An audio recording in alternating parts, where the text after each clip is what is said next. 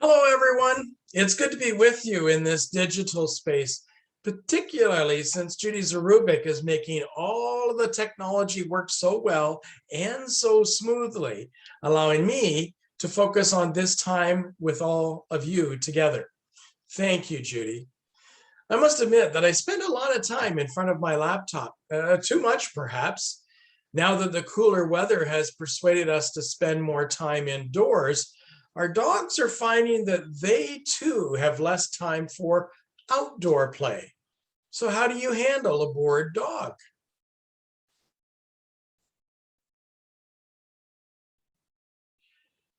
On the other hand, dogs may discover their own ways of entertaining themselves that are less destructive, but more insidious.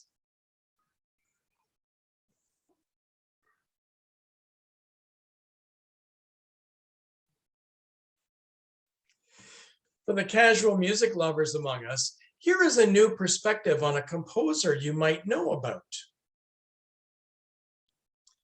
Now, just change your perspective a bit. One of my favorite movies is The Princess Bride. The wonderful climax of the movie comes in the confrontation between the six-fingered man and master swordsman Inigo Montoya. Here's a vegan revision.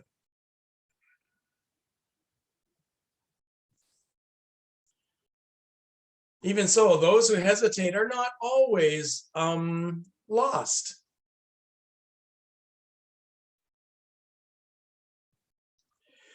And now for a rewrite of the first chapter of Genesis. Consider this. On the first day of creation, God created the cat. On the second day, God created people to serve the cat. On the third day, God created all the animals on the earth to serve as potential food for the cat. On the fourth day, God created honest toil so that people could labor for the good of the cat. On the fifth day, God created the sparkly ball so that the cat might or might not play with it. On the sixth day, God created veterinary science to keep the cat healthy and the people broke. On the seventh day, God tried to rest but had to scoop the litter box. Now, that creation story makes me consider retirement and the options which might be available in that some time yet to come in the distant future. I want to be humble though, but my body isn't moving as swiftly as it once used to move. I wonder if this unit comes with optional satellite dish, central heating and air conditioning, an external luggage rack, and Wi-Fi. At this time of year, I think of the generations who have gone before me and the sacrifices they made to allow me to live as I do. Once Halloween is over, I begin wearing my poppy to remember those who served. Both my grandfathers fought in the First World War. My uncle fought in the Second World War, and I have talked with many who have served in other wars, conflicts, peacekeeping missions, and within our armed forces during peacetime. Here is a humorous take from This Hour Has 22 Minutes from CBC TV on ensuring we wear a poppy, lest we forget.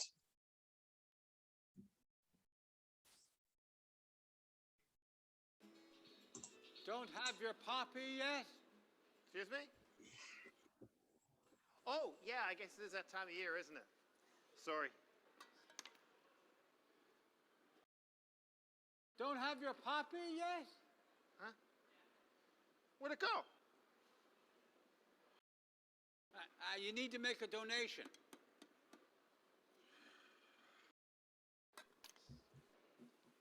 Have a nice day. Don't have your poppy yet. Oh, come on! You need to make a donation. Thank you. Have a nice day. Oh, sorry. Don't have your poppy yet? Hey, wait!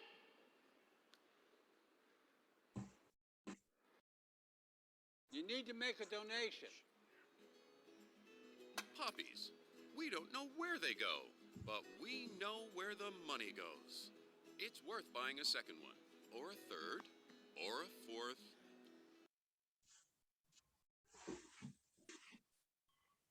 Now, don't get me wrong.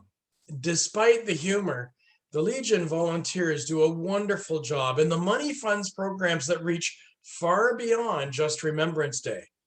As well, every person with whom I have spoken who has served in the armed forces has told me that they pray every day they won't be put in the position to kill or be killed. They want and they work for peace. My own struggle, because of the example of Jesus, is difficult. Jesus chose to accept the path of death instead of raising up an army to force, by the power of military arms, others to his way of perceiving the world. Instead of killing, he chose self-giving. This is exceedingly difficult because it requires each of us to live differently based on the prophecy, if you will, that Jesus taught and lived. As Franciscan theologian Richard Rohr writes, there are two ways of being a prophet. One is to tell the enslaved they can be free. It is the difficult path of Moses. The second is to tell those who think they are free that they are in fact enslaved. This is the even more difficult path of Jesus. I must admit that I am enslaved by my deep down longing to force others to perceive the world as I do and how I choose to live. Sometimes I have to remind myself there is nothing wrong with me. I have patterns to unlearn, new behaviors to embody, and wounds to heal. There is, however, nothing wrong with the core of who I am. So I am unlearning generations of harm and remembering love. It takes time to learn to love as Jesus loved. Let me use the overly familiar parable Jesus told about the Good Samaritan, because it powerfully portrays the perceptual change we need to explore and our need to unlearn generations of harm so we can remember how to love. The parable is definitely not about being nice.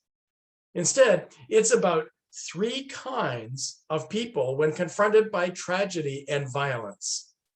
The first type are the robbers, whose ethic suggests that what is yours is mine, whatever the cost. The robbers will take whatever they need through violence, coercion, and whatever means necessary. These are the people who will leave us physically, mentally, and emotionally beaten and bruised along life's road with nothing left but our shallow breath. The second type of person to walk along the dangerous road between Jerusalem and Jericho is represented by the priest and the Levite, whose ethics suggests that what is mine, and I must protect it, even if it means you get hurt in the process. They aren't bad people. Both the priest and the Levite are deeply respected in their communities. They very likely follow the societal rules and norms of their time. They sit on local boards, they pay their taxes on time, and likely coach their sons' or daughters' teams. They also show a great deal of love to those within their immediate communities. But because of that, what crossing the road to help might cost them, they put their head down and go about their business. So without even recognizing it, they do more harm than good. Their focus is inward toward their needs and the needs of those who are most like them. It's an ethic that leads the good and decent priest and Levite toward a life valuing their reputations instead of relationships. It often results in them choosing their own individual rights over the health and well-being of their neighbors. Then there is the Samaritan, whose ethic is love. Along one of the most dangerous roads in all of history, he lives by a code that says, what is mine is yours if you have need of it. In other words, my safety is yours if you have need of it. My security is yours if you have need of it. My resources are yours if you have need of them. My health is tied to your health. My well-being is tied to your well-being. That is, of course, a radical way of living in the world, one very different than how I myself live. And I keep trying, though, to live love. The first duty of love, then, is to listen. But we don't listen with just our ears. We also pay attention to the complex needs of those around us. The result of our listening is that the world is changed by our example, not by our opinion. This is a display at the Niagara-on-the-Lake Museum, which powerfully reminds us not to forget so we can remember them, those who gave their lives to protect the country they loved. Remembering, however, the lives represented by these poppies, we despair.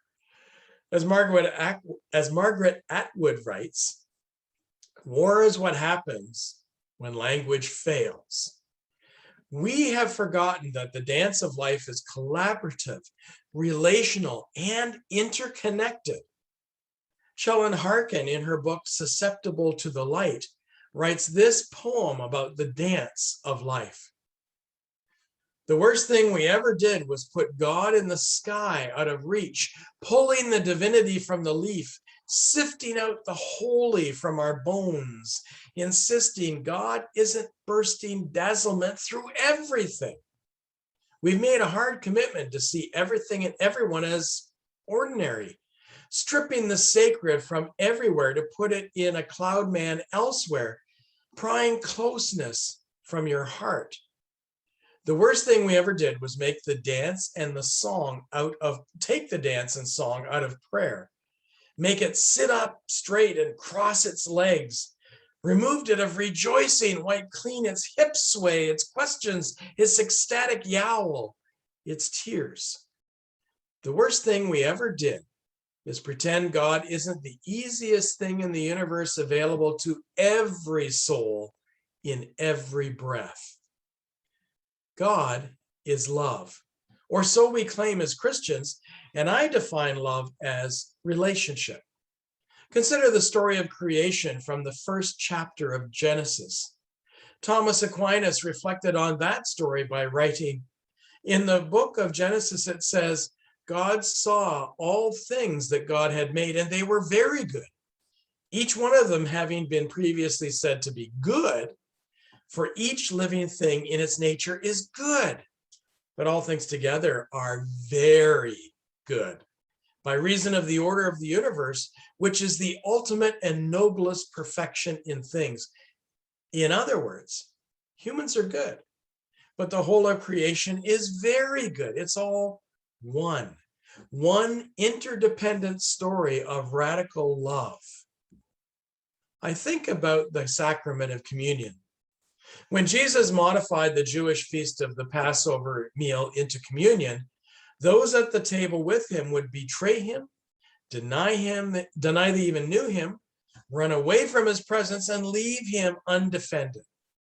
Jesus had every right to despise them, to reject them, but instead he loved them despite their flaws. Their healing eventually came in their change of perception. Their orientation went from that of the Levite and the priest, becoming the Samaritans, asking what others needed of them so that their love was truly directed to the well-being of their neighbors. And yes, almost all of them lost their lives because of their changed perception, witnessed through living out their loving for both themselves and others.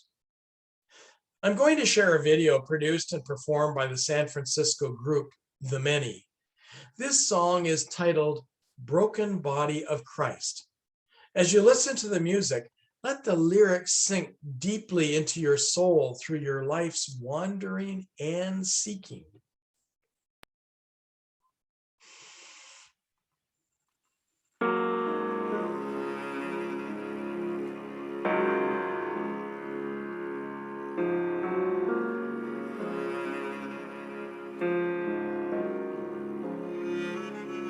We are the wandering, we are the seeking, we are the ones who have left out to dry.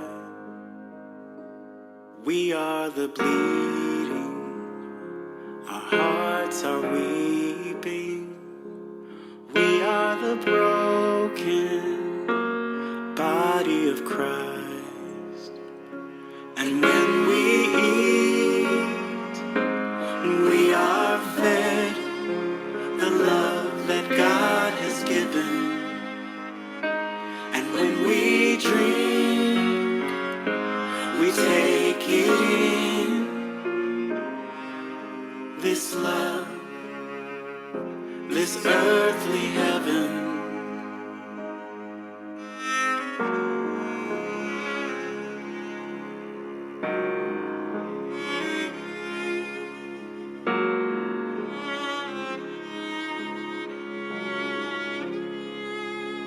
We are the thirsty, looking for mercy. We have all been kicked aside. We are the stumbling, our hands are fumbling. We are the broken body of Christ.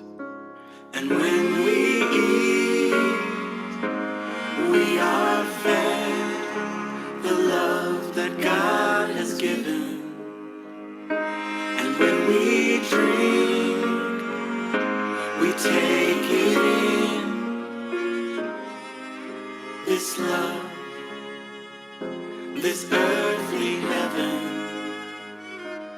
We are loved just as we are. Taste and see, loved as we are. Beautifully different, loved as we are. Just as we are.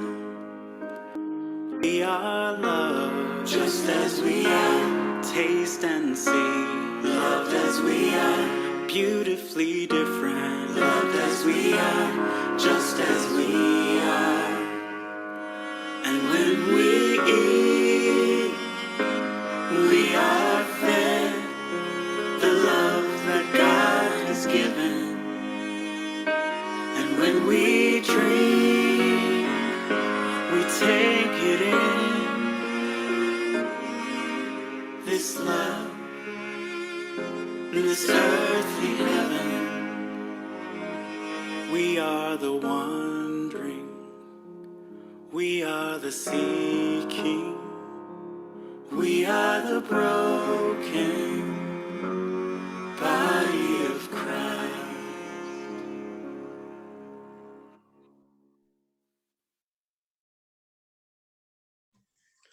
I pray that you find healing despite your perceived brokenness, that you are fed by the love God has given, that your dreams are infused with heavenly love for one another.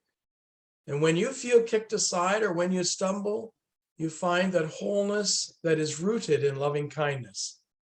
You are loved because you are, because you have been given a map for following the way of Jesus, no matter the cost.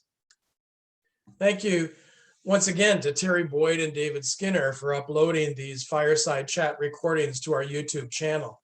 It is such a relief to know how well they both take care of this aspect of our mission. Blessing I want to share with you comes from the book To Bless the Space Between Us by John O'Donohue and is titled For the Traveler. Let this blessing soak into your soul as we contemplate finding different ways of resolving life's conflicts. When you travel, a new silence goes with you, and if you listen, you will hear that your heart would love to say. A journey can become a sacred thing.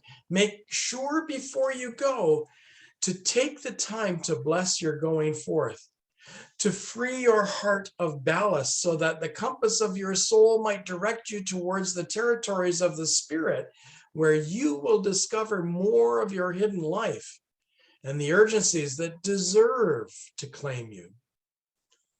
I pray that the urgencies you discover in your journeying open you to the brokenness within each of us through which light shines and healing is possible. Until next week's Fireside Chat, Goodbye.